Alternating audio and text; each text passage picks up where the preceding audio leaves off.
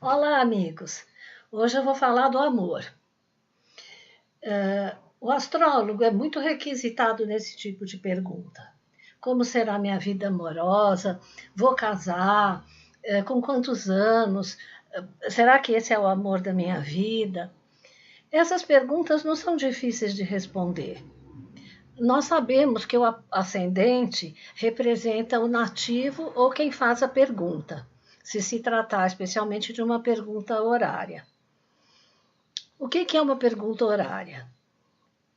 É um mapa montado para a hora em que um cliente levanta uma questão e comunica essa questão para o astrólogo. Nesse caso, o ascendente, o astrólogo monta esse mapa para aquele momento que ele recebe a pergunta. E não é necessário, por exemplo, saber a data e horário de nascimento.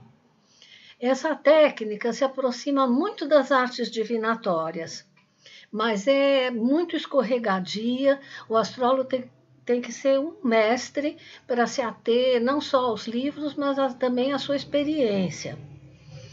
Feito esse parênteses, tanto no mapa natal como no mapa horário, a gente olha, para responder uma pergunta de amor, a gente olha para o ascendente, que representa o nativo, e quem fez a pergunta, que em caso de perguntas horárias nós chamamos de querente. E olhamos esse ascendente, que representa a pessoa que fez a pergunta, ou o nativo,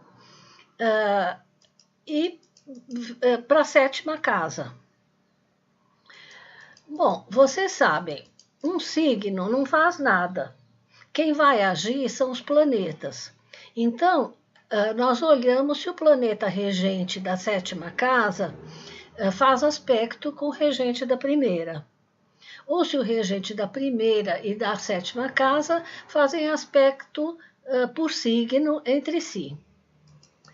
A astrologia horária segue uma técnica ligeiramente diferente, mas de modo geral as coisas se passam da mesma forma. Nós olhamos se o planeta regente da sétima casa faz aspecto com o regente da primeira, ou se o regente da primeira faz aspecto por signo com o da sétima casa. Se não houver essa ligação, nós procuramos por Vênus nas cartas masculinas, e se Vênus fizer um aspecto com o regente do ascendente, nós consideramos que haverá amor e casamento. Nos casos femininos, nós olhamos para o Sol. Se o Sol faz aspecto com o regente do ascendente, podemos considerar que o casamento ocorrerá. E no caso de casais gays, é a mesma coisa. O homem é homem e a mulher é mulher. Se tais aspectos não forem feitos, o prognóstico é ruim. Agora, tem uma pegadinha. O que é o amor? O papel do amor depende muito de Vênus, porque o amor tanto doado como recebido, é uma experiência de prazer. Quem ama e não é amado sofre a frustração, a perda, o luto.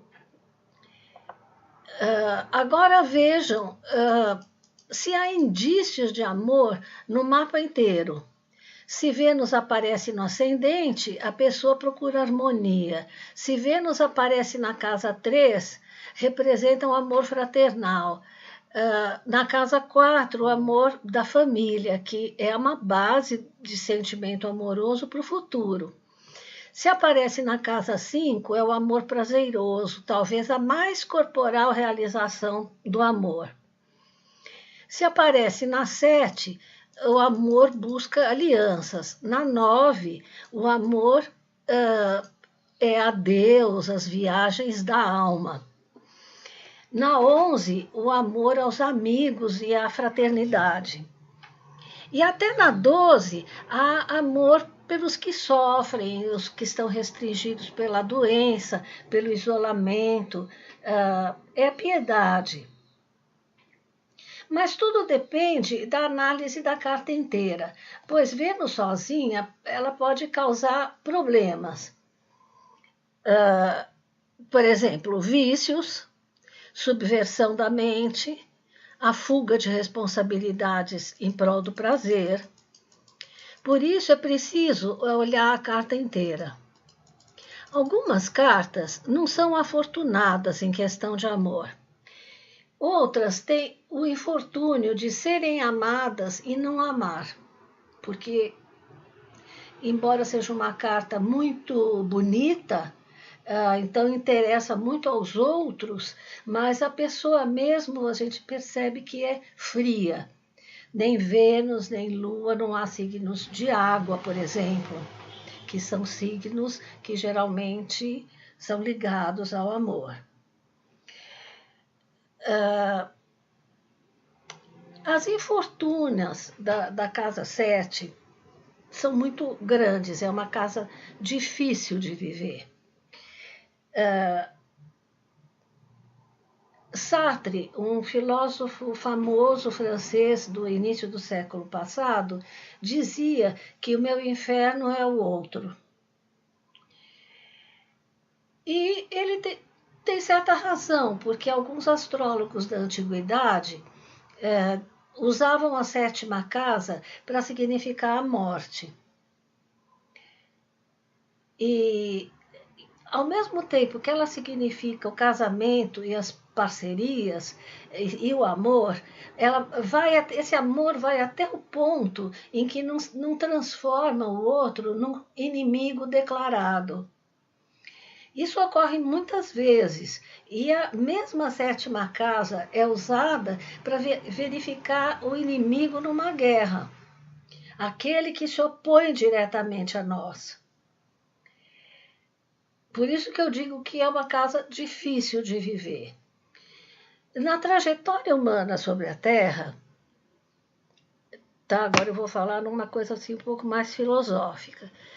Nós partimos do conhecido, que é o ascendente, é a hora que nós nascemos, que nós saímos do útero da mãe, do berço, e vamos em direção ao que se opõe a isso, que é o desconhecido. O que nos espera após essa jornada é chegar à 7ª casa, que em ordem caldaica é a casa da Lua, mas não a Lua representando a mãe, mas representando o desconhecido, o que não se conhece, o que se teme.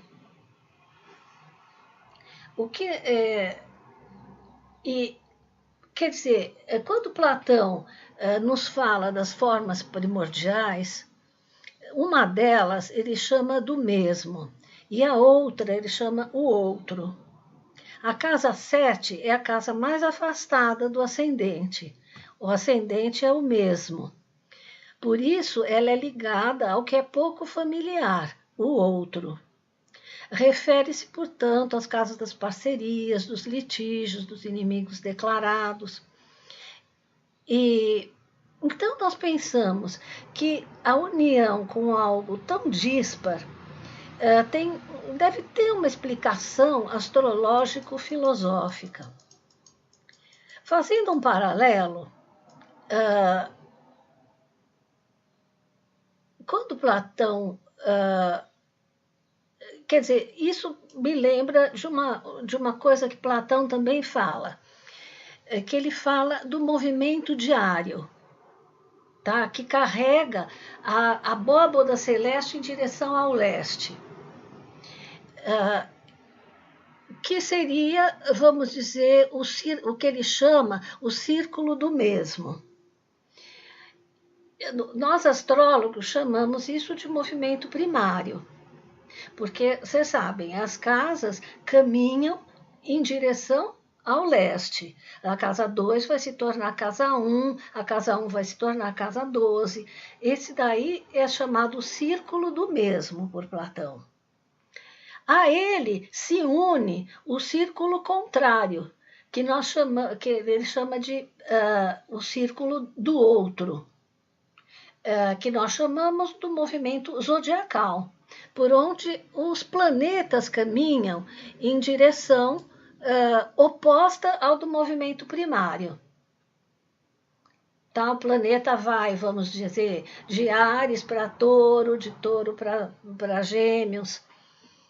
Então, o que Platão dizia é que o Criador, tá, juntou esses dois círculos e amarrou, porque eles eram muito díspares.